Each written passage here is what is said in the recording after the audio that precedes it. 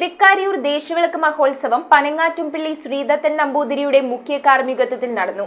സോപാന സംഗീതം, ശാസ്താംപാട്ട്, ചിന്ത്, കാവടിയടക്കം നിരവധി കലാരൂപങ്ങൾ ദേശവിളക്കിന്റെ ഭാഗമായി അരങ്ങേറി.